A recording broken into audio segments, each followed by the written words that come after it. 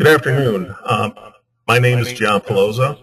I'm a product manager with Temperature Equipment Corporation. Today we're going to be talking about Toshiba-Carrier VRF systems.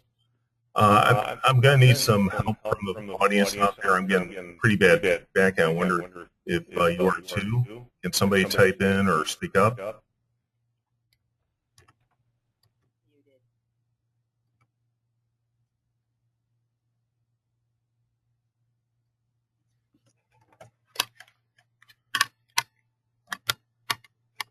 Okay, shoot.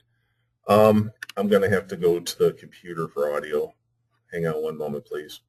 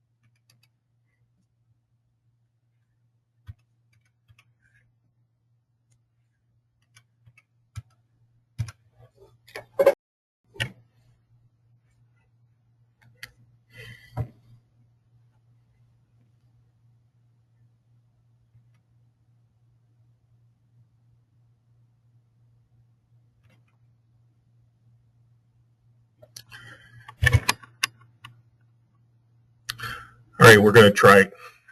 I'm sorry, still have feedback here.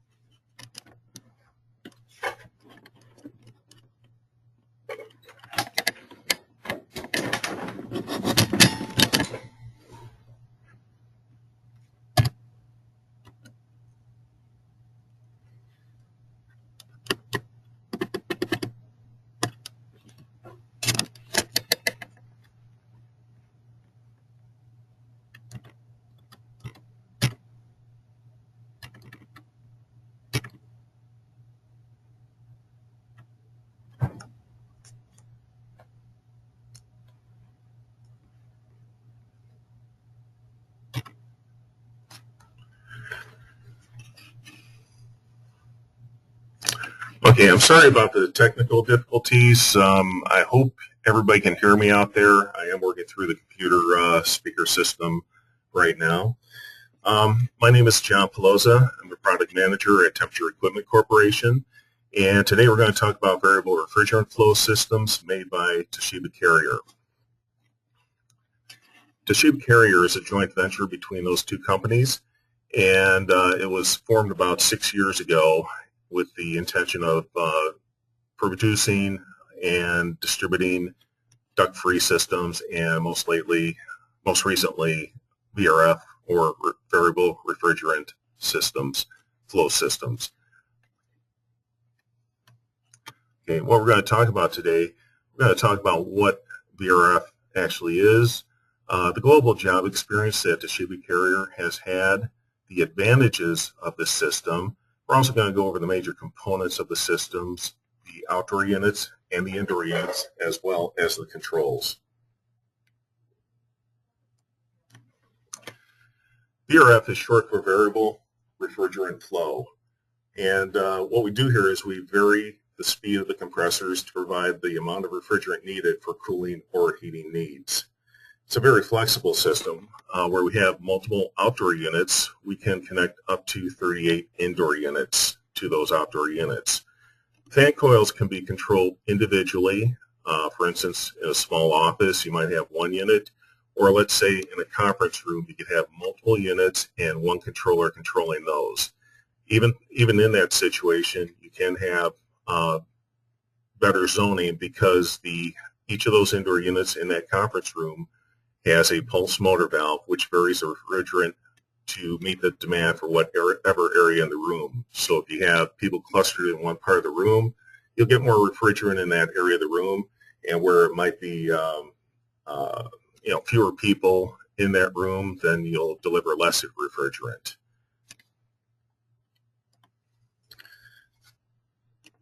The system works through the combination of the outdoor units and the indoor units and the refrigerant piping. The outdoor units have multiple compressors that ramp up and down to deliver the amount of refrigerant needed. In cooling mode, and you'll see that in the green line here, each of those indoor units has a return air sensor or a wall-mounted controller.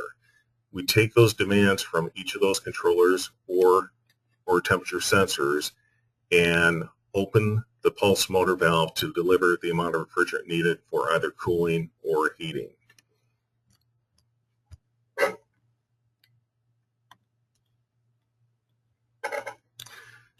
So how do we vary that refrigerant flow? Each of the indoor units is going to send a signal to tell the outdoor unit how much refrigerant it needs.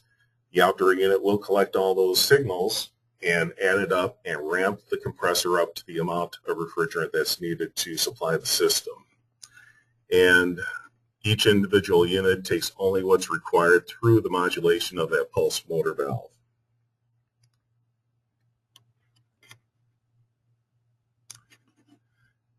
The outdoor unit is going to respond to the demand for refrigerant by ramping the compressors up and down. The compressors are inverter driven, which means that we vary the frequency of the power to the unit to control the speed of that compressor. As compressor speed changes, the amount of refrigerant goes up or down respectively. Where do we use these systems?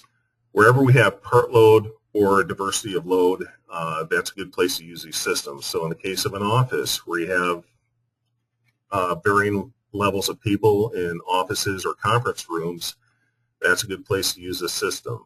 The system will respond to that people load, outdoor air load, and diversity due to solar gain, depending on the orientation of the building. And of course, the system can shut off in the off hours to completely shut down. Here's a typical layout of a system in an office. We have the outdoor units, and the piping is two pipe, a liquid line and a suction line. Both of those lines are insulated since it is a reversing cycle system. And the liquid line, sometimes it's a liquid line and sometimes it's the suction line, depending on what mode you're in, heating or cooling, respectively. We can hook up a variety of indoor units to the system, and here we have a variety including ceiling cassettes and high wall units. We can also have the units can also demand various levels of cooling, and so they will ramp up and down to meet that demand, or they can be off entirely, resulting in greater energy savings and saving refrigerant for areas where it's needed. The system has there's quite a bit of experience worldwide with this system right now. It's rather new to the U.S., but it has been marketed in Asia and Europe for some number of years now. A variety of applications can include apartment buildings,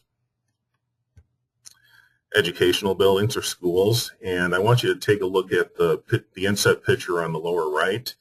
We can also duct the outdoor units when they're mounted inside, so these can go in a mezzanine level or a mechanical room.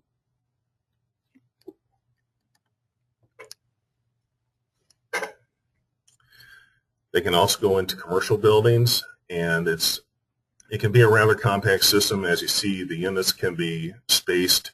The recommended clearance is 8 inches between the units, so you can fit quite a few units in a small space. That's the outdoor units there. Another office building. And finally, a variety of uses in the China subway, including office buildings and commuter areas. New this year in the third quarter, we have the heat recovery type system.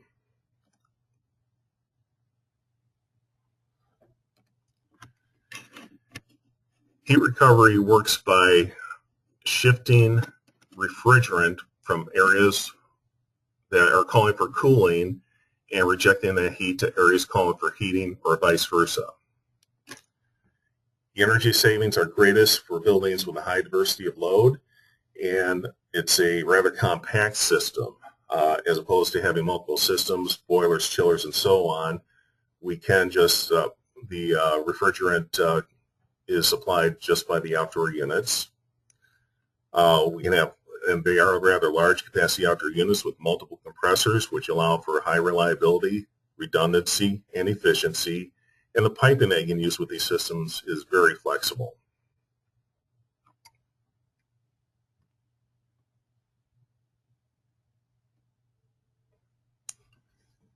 The units come in 6, 8, and 10 tons, and they can be piped together to create greater capacities up to 20 tons. So how does this work? From the outdoor units, it's a 3-pipe system. We have a liquid line, a suction line, and a hot gas discharge line directly from the compressor.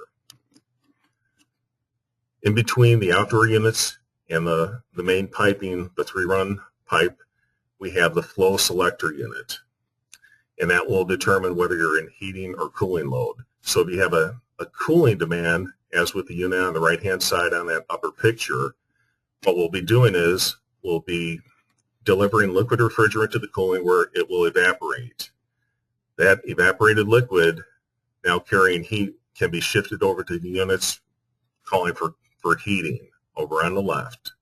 And this can happen simultaneously, so if you have a good balance of heating and cooling demands in your building, that's the most efficient case that you can have. And it can operate in less ideal situations as well. So what we're doing here, instead of rejecting that heat from the cooling outside where we might have some heating requirements inside the building, we're rejecting it in the building, again, resulting in greater efficiency. As I said earlier, the main components are the outdoor units, which come in 6-ton, 8-ton, and 10-ton models. And again, those can be piped together to create a 12, 14, 16, 18, and 20-ton system. The other major component is a flow selector box. That comes in 1-ton capacities, 5-ton capacities, and 8-ton capacities. This allows the treatment. This allows individual zoning for small offices in the case of that 1-ton flow selector box, or medium or large size spaces with the 5 and 8-ton capacities. You can put multiple units, you can pipe multiple units from the flow selector box to accumulate tonnage up to these limits here, and actually you can go up to 125% of those limits. There's a wide variety of connectable indoor units, both for the straight heat pump VRF system and for the heat recovery type system. There's 2 different sizes of cassettes. They're both 4-way, and the louvers can be shut down to provide a 3-way, 2-way, or 1-way. The 4-way cassette on the left is a 3-foot by 3-foot model. It goes up to 3.5 tons. Then there's a smaller size that ranges from 7,000 BTUs to 1.5 tons. And then there's a ceiling suspended. All 3 of these units can accommodate outdoor air. That is, you can duct outdoor air to these units to meet code requirements. The high wall unit ranges from 7,000 BTUs to 24,000 BTUs. On this unit, we do not have the ability to pipe outdoor air to that. And of course, with the concealed ducted type units, those come in a low static, medium static, and high static capacities, and you can duct outdoor air to the return side. The ceiling cassettes and the ceiling suspended unit has its own condensate pump. The high wall would be a field installed condensate pump if you need it. And then the concealed ducted units, the low and medium, come with a factory installed condensate pump. And then there's a factory available field install condensate pump for the high static unit.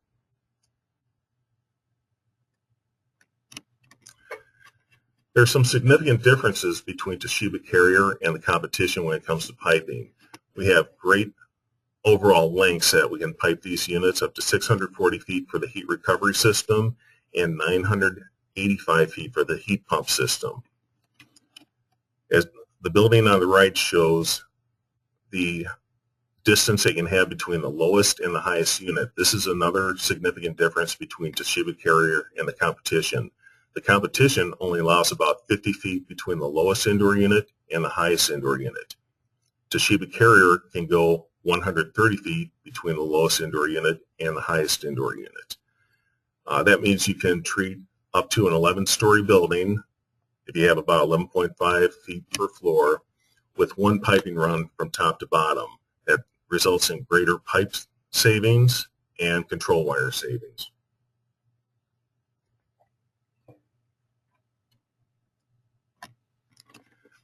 The Toshiba-Carrier system has all inverter pumps. Some of the competition has one inverter and one fixed speed pump. Some of them have just a single compressor.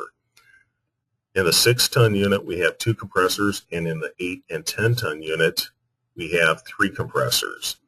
This provides redundancy in the case where we might need backup. In the case of a failed compressor, it also provides greater efficiency.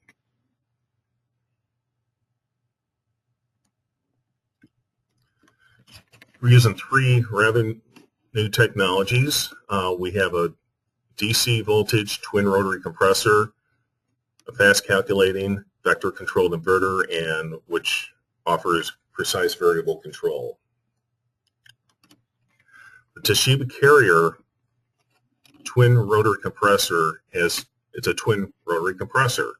The rotors are 180 degrees opposed to each other. So when one is compressing, the other is bringing in gas to be compressed.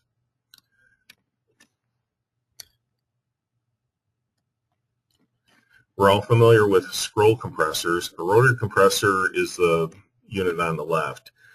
In the bottom picture, that donut-shaped object, that is the rotor that rotates on an elliptical orbit going from compression to intake. And the valve that's at the 12 o'clock position, it's a plunger that stays in contact with the rotor to seal the compression area from the intake area.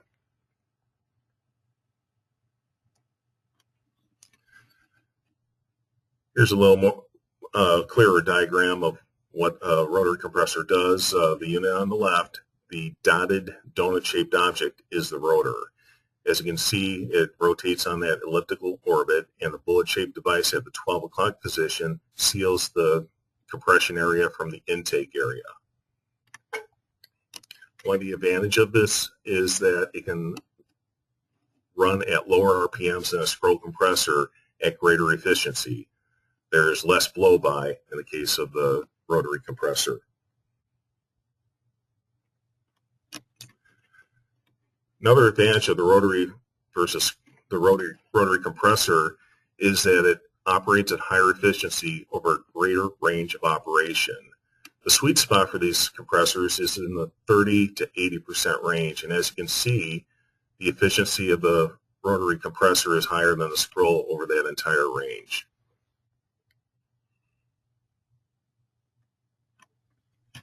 Again, the advantage of the rotary compressor is that we have greater efficiency through a greater range of operation.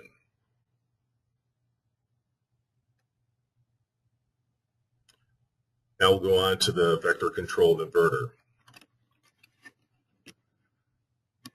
The inverter control quickly converts current into a smooth sine in smaller increments than other systems. And that results in smoother and more efficient operation of the compressor.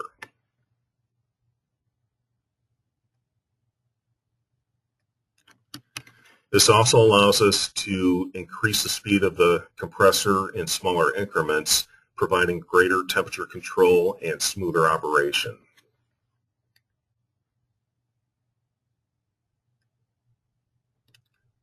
Now we'll talk about the reliability of this system.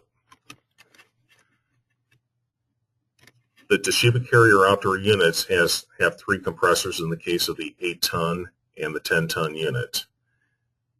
Each of these is a little over 3 tons or so. Well, in the case of the 8-ton, it's about 3 tons, and of course in the 10-ton, it's about 3 plus. Toshiba-Carrier's operating algorithm allows the compressors to run in that 30 to 80% range. That's where the greatest efficiency of operation is, and also provides more quiet operation. Even if only one compressor is being used at any given time, they do switch the use of the compressors across all 3 to equalize the running time to spread the wear and tear.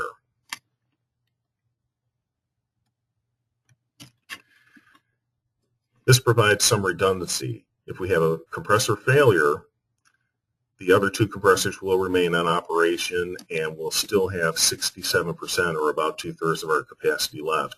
In the case of the competition, where they just have one large inverter-controlled compressor, if you have a failure, the whole system is down. In the case where you have an inverter and a fixed-speed compressor, you lose 50%.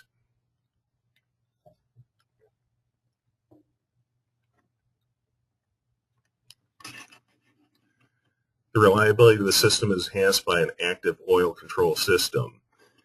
And this controls both the oil balance, the oil supply, and oil supply between the outdoor units as well as between the compressors within any given unit. Oil balance control within one outdoor unit is accomplished through oil pipes within the unit.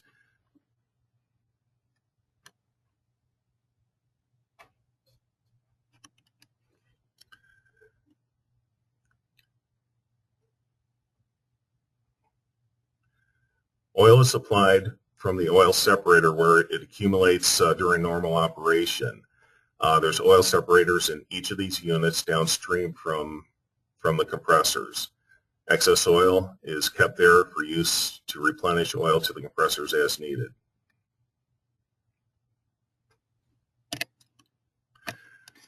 When we pipe 2 outdoor units together, we do require an oil balance pipe, and that allows us to supply oil to compressors that are running low on oil from the other units as needed.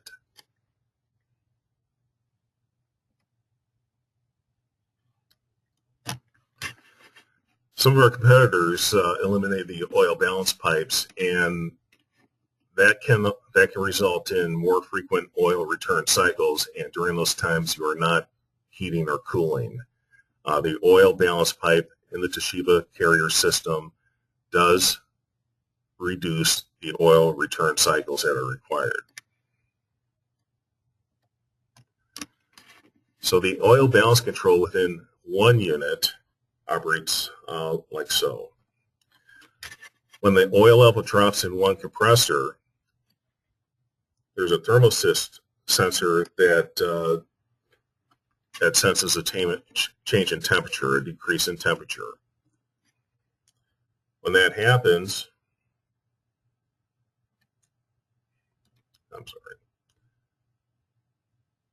when that happens, there's a 2-way valve on the oil separator that opens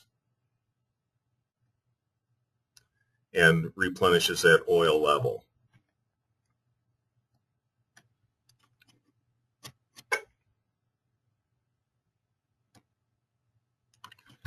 As you can see, that oil level on the right-hand compressor goes down,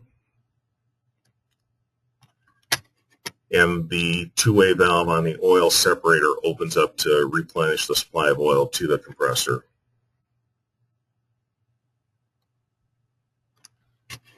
When we have 2 units piped together, we run into a situation where one of the compressors or one of the units runs low on oil. The sensor senses the change in temperature, and then the 2-way valves on each of the indoor units opens up to equalize the oil level between the units.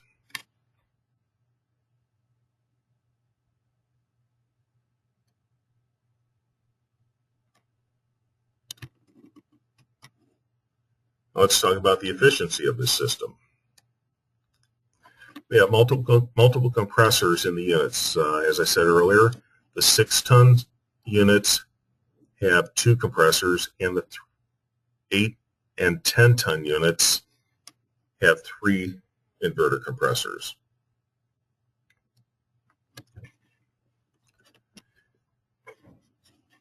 What we try to do is we try to run these compressors in that 30 to 80% range. That's where operation is most efficient.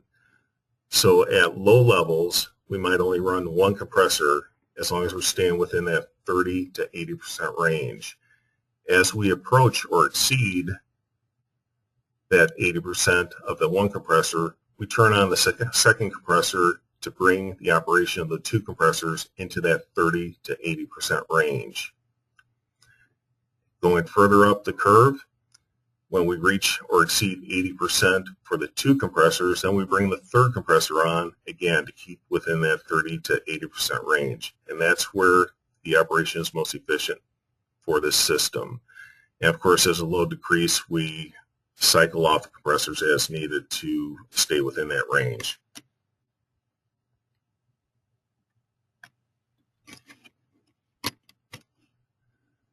The control of this system maximizes efficiency in both low ambient and high ambient temperature cooling situations. Where we have moderate temperatures, it might be more advantageous to run fewer compressors and utilize less outdoor coil capacity. As the temperature rises, to increase the efficiency, we want to bring into play more coil, more outdoor coil capacity, and more compressors. This is all accomplished automatically through an operations algorithm.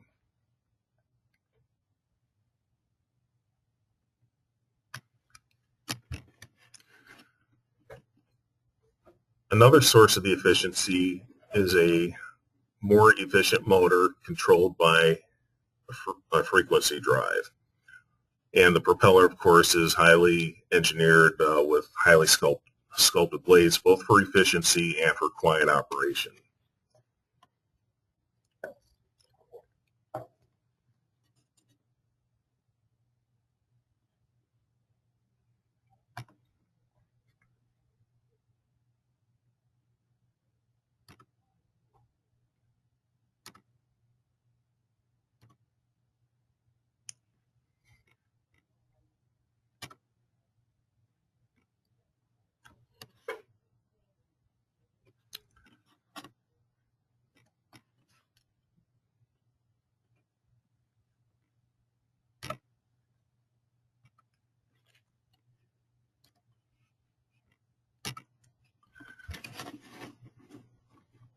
This highly engineered blade, motor, and inverter control result in greater control for capacity purposes and greater control to minimize sound levels.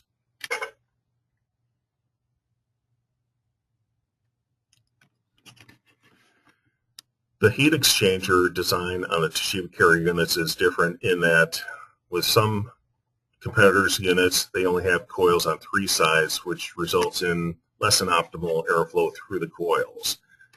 If you notice with our cabinet on the left, we have 4 sides open to the atmosphere for the outdoor coils, and the compressors are located below in the compressor compartment.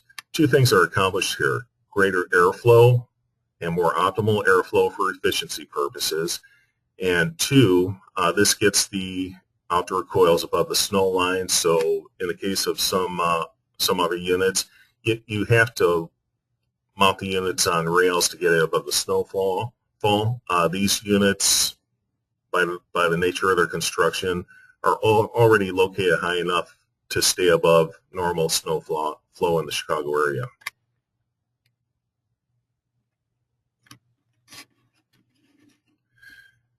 Again, it's more quiet because we have greater coil area by virtue of having coils on all 4 sides of the unit.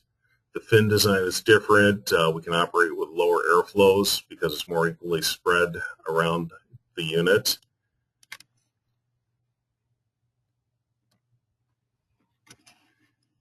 And the coil design allows for more efficient operation with lower airflow by the design of the coils, the thickness of the fins, and the spacing of the fins.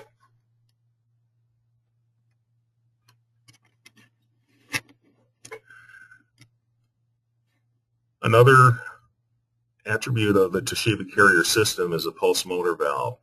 When load is satisfied by the indoor units, the pulse motor valve shuts off completely.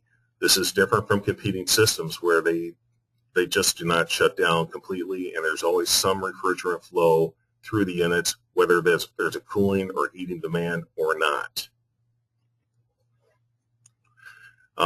This allows not only greater efficiency, but greater control.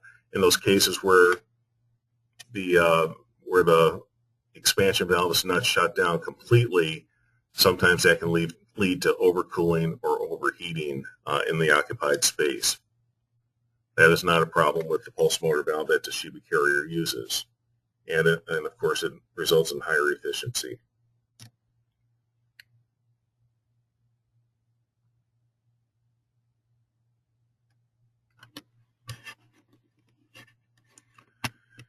Multiple compressors allow greater control over the amount of refrigerant delivered to the system.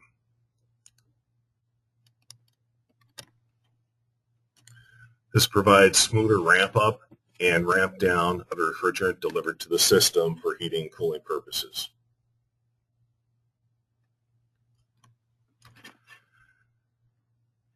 So in the case where we have very low loads on the system, Toshiba-Carrier can operate on one compressor in that 30 to 80% operation range. With different systems with fewer compressors, sometimes that lowest output from one compressor actually exceeds the load in those low load situations. Again, Carrier Toshiba matches the refrigerant load better to the refrigerant required.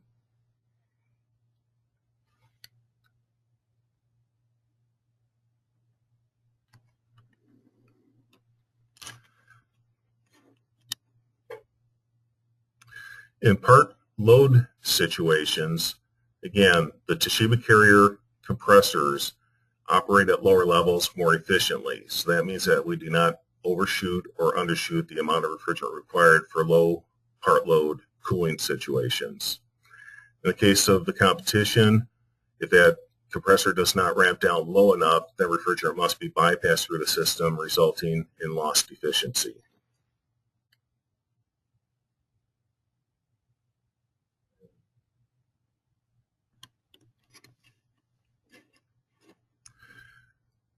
Another issue with not being able to ramp down low enough with the compressors is that this results in more oil being sent out to the system. Rotary compressors are, by their very nature, require less lubrication, which results in less oil making it out into the system. During low part load operating conditions, refrigerant velocity drops and oil return sometimes suffers. That is, more oil gets out into the system, and that may require oil return mode operation. Again, with less oil going out into the system, with a Toshiba-Carrier system, we're going to be in oil return mode less, and that way the system does what it's supposed to be doing, either cooling or heating.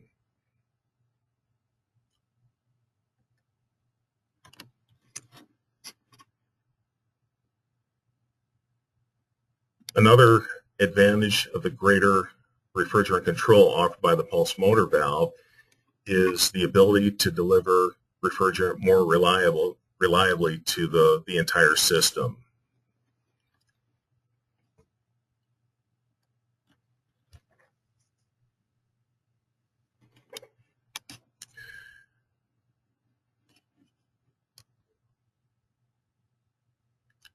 In this diagram here, we have varying loads on the system in a vertical installation. In this case, with the pulse motor valve providing greater control over the refrigerant. This results, greater control of the refrigerant allows greater control of the occupied space because the refrigerant goes where it's supposed to go as opposed to being delivered in quantities too great for those low partial load situations.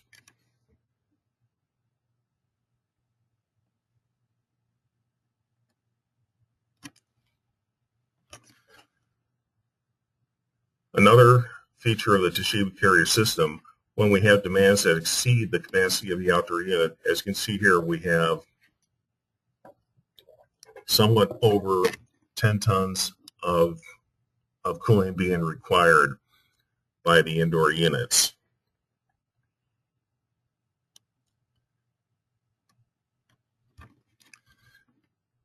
Toshiba-Carrier handles a situation like this by controlling the refrigerant to an equal percentage to the areas calling for heat. So rather than what might actually happen on the top, where essentially the squeaky wheel is getting the grease, that is the large cooling or heating requirements grab most of the refrigerant. What we do is we spread the shortage of any refrigerant equally across all the units, whether they're requiring great amounts of refrigerant or smaller amounts of refrigerant.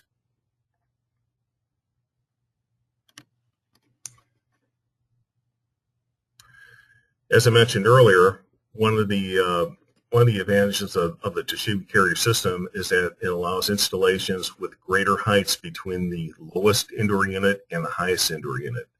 The competition is limited to about 50 feet. Toshiba-Carrier allows up to 130 feet between the lowest indoor unit and the highest indoor unit. So again, in a case like this where we have an 11-story building, say 10 stories of apartments with one floor of lobby, we'll be able to do that all in one refrigerant piping run in a vertical orientation. The competition might have to do the first 5 floors with one system and then go up with a separate piping line to handle the second 5 floors.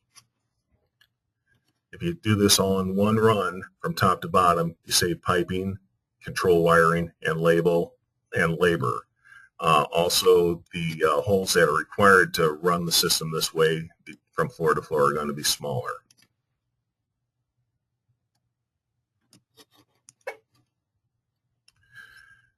Toshiba-Carrier has both headers and branch joints for the installation of the piping.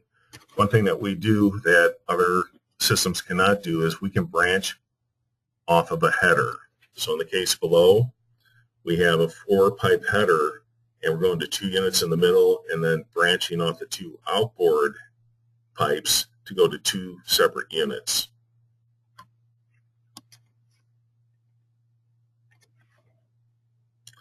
And only Toshiba-Carrier can do this right now. We can also run a header off of a main header as shown here, with the first 3 outlets being used for some sealing cassettes, and then the 4th pipe outlet going to a separate header to run another 4 units.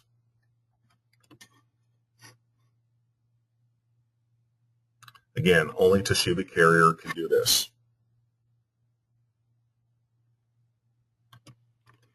So reviewing the piping, we have a total length of about 980 feet that we can go, and we also offer the farthest equivalent length of 720 feet. Another advantage of Toshiba-Carrier over the competition is in that box label number 2, farthest pipe from the first branch, we can go 295 feet.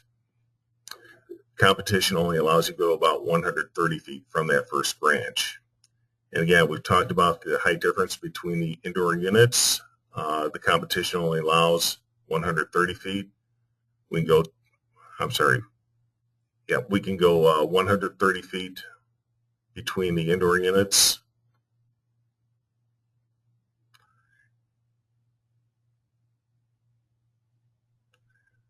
Make that the difference between the between the outdoor unit and the indoor unit.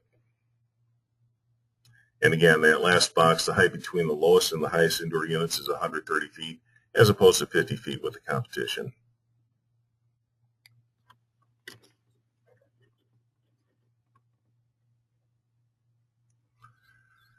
These units come in both 230, 208, 233 phase and 463 phase. And that is available right now.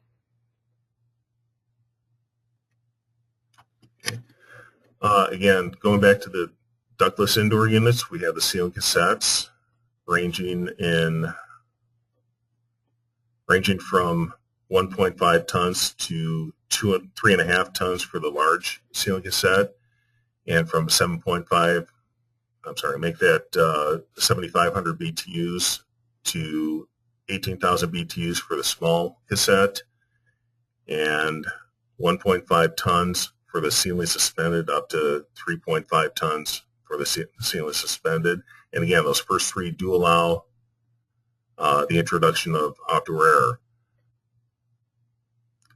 And the high wall, of course, goes from 7,500 BTUs up to 2 tons. That does not allow for outdoor air introduction. The ducted indoor units range from 7,500 BTUs up to 4 tons. All of these allow for ducting of fresh air to the return side of these units. And again, these two smaller units, the slim ducted type and the medium static, have factory installed condensate pumps. The high stack is a field installed condensate pump.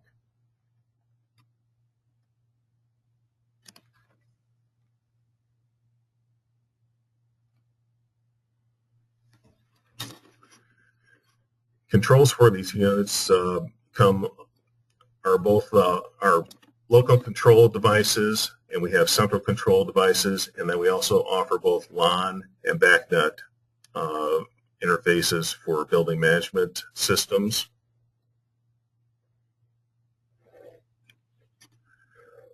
The local control devices come in both wireless and wired type, and both fully programmable and simple warm cool adjust.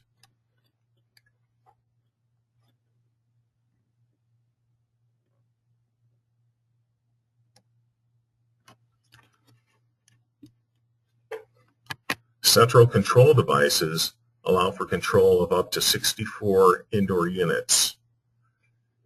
And there's varying level of controls for both these devices here.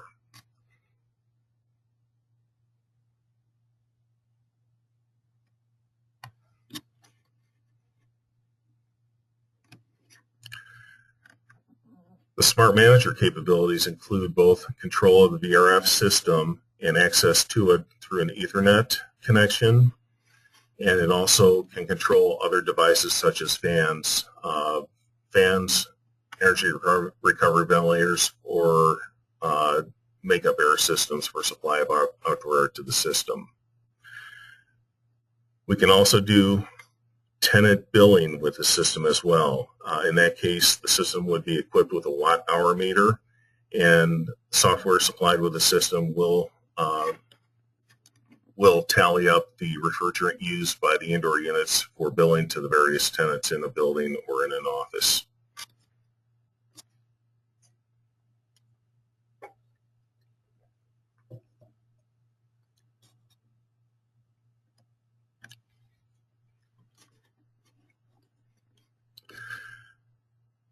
There is also a VACnet interface offered with the controls of the Toshiba-Carrier VRF system.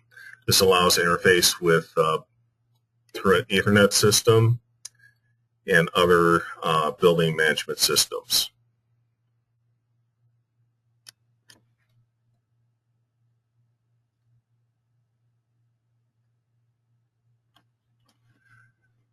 There is also a LANWorks version of this that allows control of the Toshiba-Carrier system, allows management and control of the Toshiba-Carrier system via a LAN system.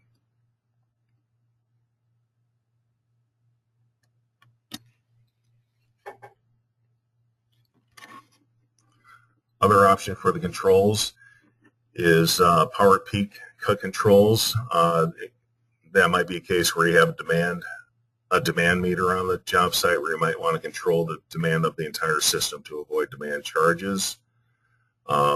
We have compressor operation output controls,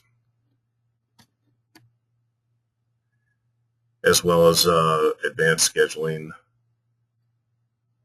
options.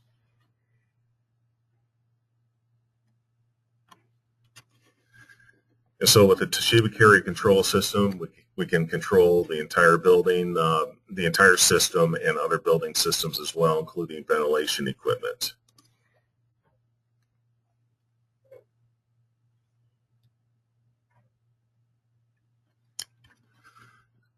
So to recap, the Toshiba-Carrier system, VRF system, uses multiple inverter compressors for greater part load performance and offers redundancy and backup capabilities and more efficient operation. Its oil management system provides increased reliability and more stable operation. The fast calculating vector control provides more precise control of the refrigerant to provide greater comfort in the occupied space and greater efficiency. And with the piping flexibility that the system offers, we can install this system and use the system in a great variety of applications, renovations, new construction as well.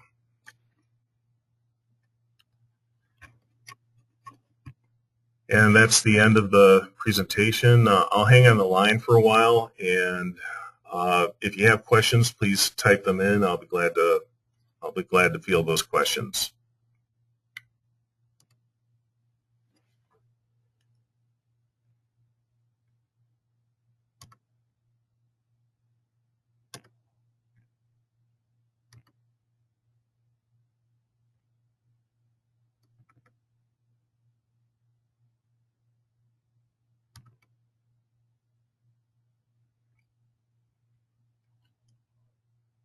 Okay, I see a number of questions here that I'm going to try to bring up right now and address.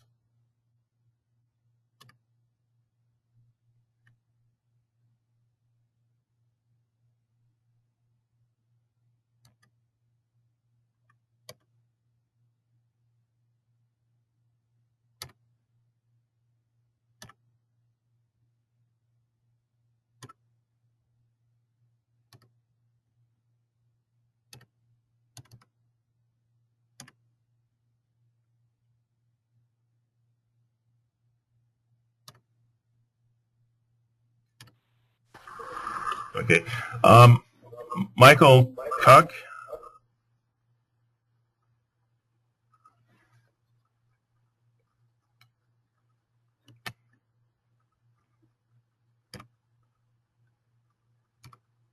Yes.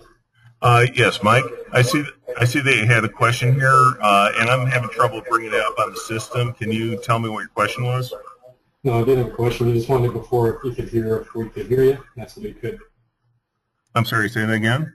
No, I have no question. Okay.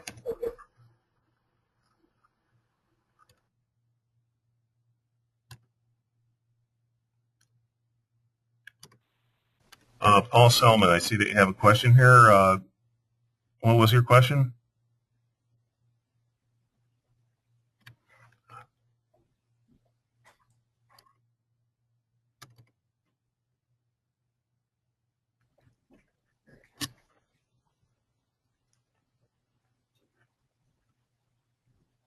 Okay, I'm sorry, for some reason the system is not allowing to bring up typed questions.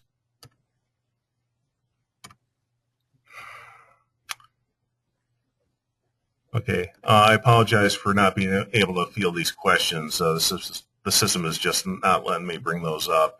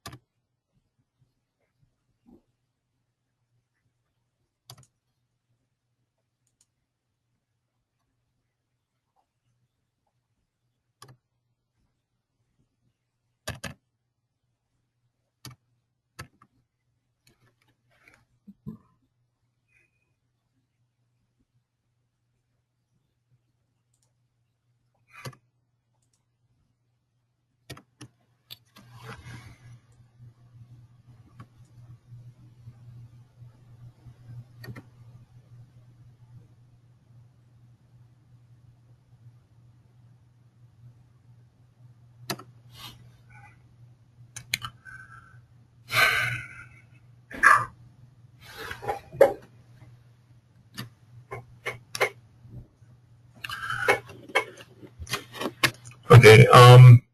For those of you who had questions, please call my office. Call the office, the general number at TEC, and I'll be able to answer those questions online on the telephone for you. Again, I apologize for not being able to address the questions